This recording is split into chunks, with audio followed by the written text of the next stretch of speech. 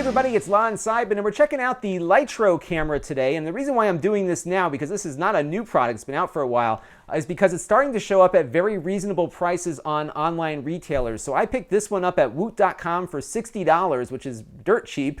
Amazon has this one, I think, for $70 or $80 right now. So if you were curious about this camera, now is probably the time to get it, because I think they're probably liquidating their first generation model, which is what this is. Now, this is a light field camera, and what's unique about this camera design is that you don't need to focus the camera. You just have to snap the shutter. It will take a picture, and then you can load it up into your computer later and adjust the depth of field and focus it the way you want, pretty much in post-production. So it takes out the whole issue of trying to get people in focus when you go to take a picture. It's kind of neat. The downside, though, is that it only outputs an effective megapixel, just 1 megapixel, which means that you're not going to get very high-quality prints. In fact, they're going to look pretty lousy.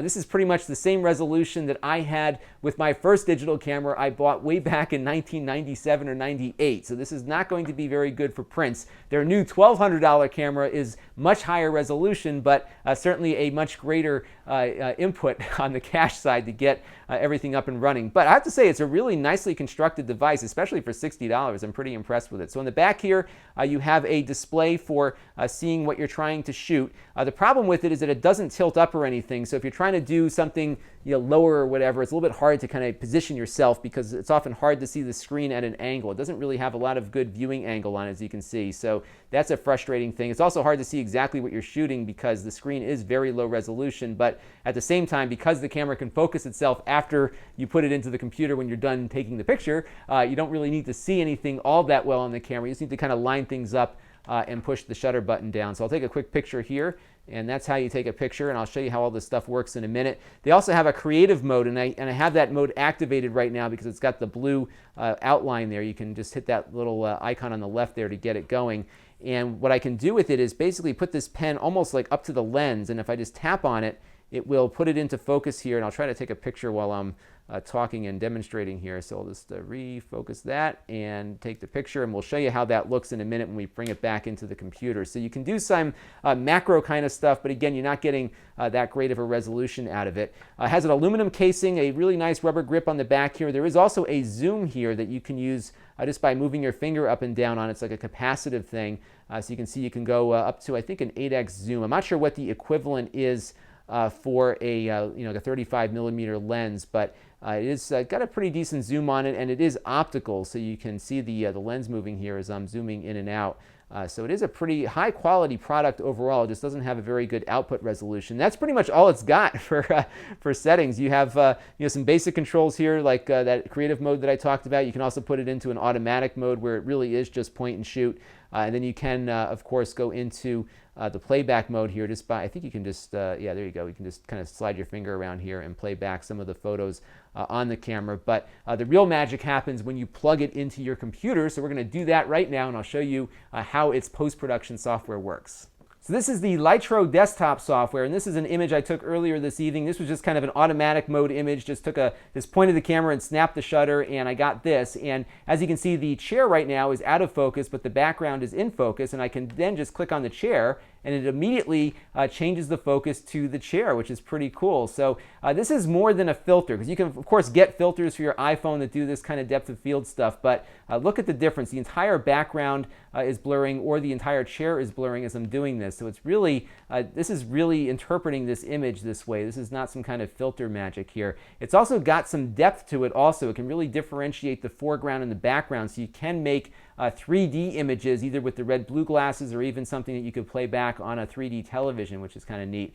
It's also got this animation feature. This is the automatic mode, but you can also do a whole bunch of other more granular things if you really want to get a fine-tuned image. So you can see here it's zooming in and out and changing the depth of field on the fly as I'm playing this little animation back, which is pretty neat. So it's cool, but the problem is that when you go to export the image, you're only going to get this as a megapixel image. So for doing prints and doing things that you might want to do with a picture that you would typically do with a digital camera. You're just not going to get the resolution out of here.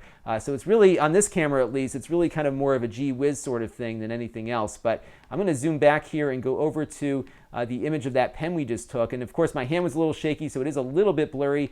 But as you can see here, we've got the pen in focus. I can then shift the focus to my finger maybe. I can even go into the background a little bit. But because we had it in that macro mode, this is about as sharp as it's going to get. So you do have some limitations when you're in that macro mode. But as you can see here, we are able to kind of focus on different things that were within the field of the camera when we had that image in that close, which was kind of neat too. There's also an adjustment section here, so you can do a little bit more fine tuning. So you can adjust exposure and contrast and things that you might do on any other photo application. It doesn't really have the best low light performance, by the way, so you want to really get a lot of light on this camera. One thing I did find pretty neat though is that it does have the ability to adjust the aperture, so you can really get a fine tuning of that depth of field. So as you can see, as I go out to the virtual f16, everything is pretty much in focus from the get-go here. And then I can, of course, lower that aperture and get a much more, kind of a shallow depth of field here at 1.0. Or go over to f2 and get a little bit less of a depth of field there. So you have some ability to kind of adjust things, both the amount of blur that you get when you want to put something in focus, or of course you can have nothing at all and just have it display the entire image that it saw when you took the photo. So it's a cool, it's cool. Like I said, it's not really something that you can do a lot with because of the resolution limitations on it. But to some degree, I think might be some advantages to it if you're considering their more expensive product. This might be a great way to test it out and to see if this kind of photography is something you might want to do before you buy the $1,200 unit. You can almost do a demo with the megapixel version here and do some pretty cool stuff. But this is pretty much the extent of what you can do with it. It does have some image artifacts that happen on here. They said some of the ways to fix these things are to go into Photoshop to work it out. So you are going to hit into some areas where things get a little funky. As you can see, there's like some weird artifacting around the trees and whatnot.